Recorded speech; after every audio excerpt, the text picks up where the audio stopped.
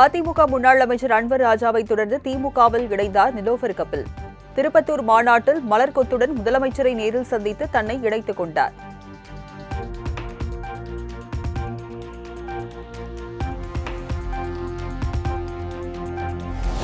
இலங்கை நீதிமன்றத்தால் விடுதலை செய்யப்பட்ட தமிழக மீனவர்கள் 9 பேரை உடனடியாக தாயகம் அழைத்து வர நடவடிக்கை எடுத்திடுக. மத்திய வெளியுறவுத்துறை அமைச்சர் ஜெய்சங்கருக்கு முதலமைச்சர் மு.க.ஸ்டாலின் கடிதம்.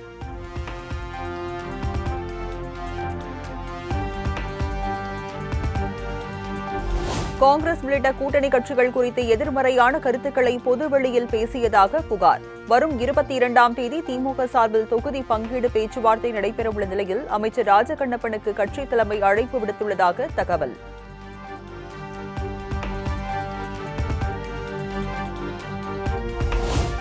மக்களை காப்போம், தமிழகத்தை மீட்போம் என்ற பெயரில் வரும் 21ஆம் தேதி மீண்டும் பிரச்சாரத்தை தொடங்குகிறார் எதிர்க்கட்சித் தலைவர் எடப்பாடி பழனிசாமி.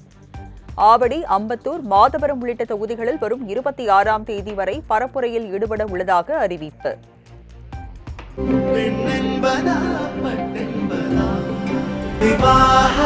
மணப்பெண்ணின் பிரத்யேகமான திருமணம் விவாஹா தி சென்னை சில்க்ஸ்.